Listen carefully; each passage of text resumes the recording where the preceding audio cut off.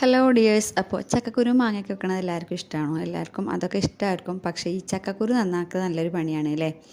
അപ്പോൾ അതിനുള്ളൊരു ടിപ്പായിട്ടാണ് ഇന്ന് വന്നിട്ടുള്ളത് കേട്ടോ. ഈ ചക്കക്കുരു ഇങ്ങനെ ഇരുന്ന് നന്നാക്കുമ്പോൾ നമുക്ക് നല്ല ഇടങ്ങാറാവും. അപ്പോൾ ഞാനത് തലേദിവസം എടുത്ത് വെച്ചിരുന്ന ഒന്നും കൂടി കഴുകിയിട്ട് അതൊന്നും ചെയ്യാതെ തന്നെ കുക്കറിലിടുക കേട്ടോ. കുക്കറിലിട്ടിട്ട് നല്ല 2-3 വിസിലൊക്കെ വരുത്തുക. അത് നമ്മുടെ കുക്കറിൻ്റെ ഇതുപോലെ ഇരിക്കും. കാരണം എൻ്റെ കുക്കറ് 3-4 വിസിലൊക്കെ പെട്ടെന്ന് വരും. അപ്പോൾ അത് കാരണം ഞാൻ 3-4 വിസിലൊക്കെ വരുത്തിയിട്ടുണ്ട് കേട്ടോ. അപ്പോൾ അതിനൊന്ന് ചൂടാറണം. ചൂടാറിയതിന് ശേഷം ഇങ്ങനെ പൊളിച്ചെടുത്താൽ മതി കേട്ടോ. അപ്പോൾ പെട്ടെന്ന് കിട്ടും. അല്ലാതെ ഇതിങ്ങനെ കത്തി എടുത്തിട്ട് അതിനെ നന്നാക്കാൻ വേണ്ടിയിട്ട് ഇരുന്നിട്ടുണ്ടെങ്കിൽ അത് കഴിയേയില്ല.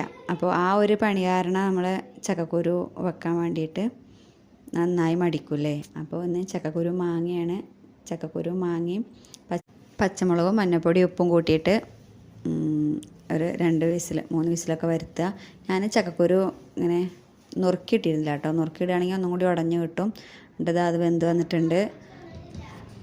ഞാനങ്ങനെ നുറുക്കാത്ത കാരണം വല്ലാതെ അങ്ങോട്ട് ഉടഞ്ഞിട്ടില്ല കേട്ടോ. എന്നാലും വെന്തിട്ടുണ്ട്, നല്ലോണം ഉടഞ്ഞു കിട്ടിയിട്ടില്ല. അപ്പോൾ ഇനി നല്ല വെന്തിട്ടുണ്ട് കേട്ടോ. അപ്പോൾ ചെറിയൊരു ചെനഞ്ഞ മാങ്ങയായിരുന്നു. 3-4 മാങ്ങ പറിച്ച് വന്നിട്ടുണ്ടായിരുന്നു. പക്ഷേ അതൊക്കെ ചെനഞ്ഞതായ കാരണം അതന്നെ ഇട്ടു കേട്ടോ.